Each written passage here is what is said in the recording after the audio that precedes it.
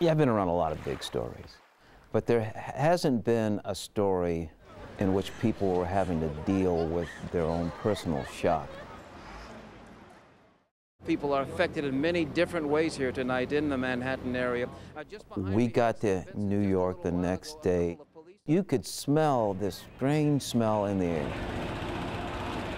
You could see this little ash everywhere. We got close enough to the Trade Center that you could see these huge pieces of what was left, and they were still standing on top of each other. And this man climbed up out of this hole, and I started talking to him, and I said, "So what's going on?" And he said, "Well, we're trying to fix up the phone system." And I said, "Do you think you'll do it?"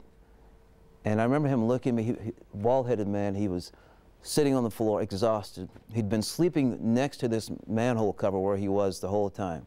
I remember him looking at me and telling me, "Let me tell you something, we're going to get this done by Monday, just to show these sons of bitches that they didn't win."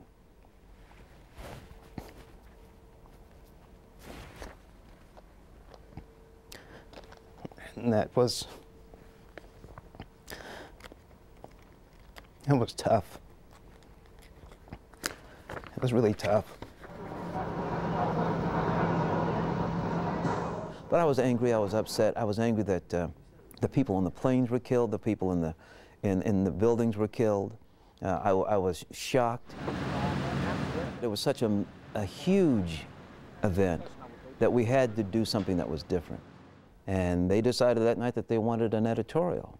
They were going to let me open up a vein. I figured I was going to open up a vein, and so I wrote it.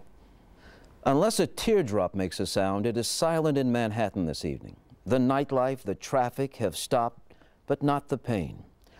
Across New York and Washington at this very hour, families whose loved ones left this morning for work in the World Trade Center or Pentagon still await a phone call of assurance that their loved one is okay.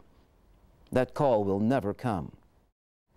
Amidst the rubble of both buildings lies the bodies of countless fellow citizens, mothers, fathers, daughters, and sons killed, all with impunity.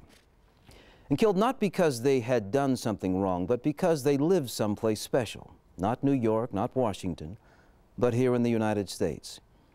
There are and will be those who blame the current president or the past president or American foreign policy. But if impacting one of them was the true mission of the terrorists, their aim is even worse than their cause. The country was the target. You and I were the target. In the coming days, we will begin to put names and faces to the pain inflicted today. We will learn about the dreams and desires of those lost in this mad conflagration. And maybe, if we are lucky, we will notice that just like the rest of us, they were people who had bills, people who looked forward to a weekend with the family, people who made a difference in someone's life. We are angry tonight. I know I am. I don't look forward to the funerals, the faces of the orphaned children, the long, painful memorial services. But as they move closer to reality, let us take a moment to reflect. The nation tonight is changed. Whether for the better or the worse depends on those of us fellow citizens now left behind. For those of you who do pray, pray now.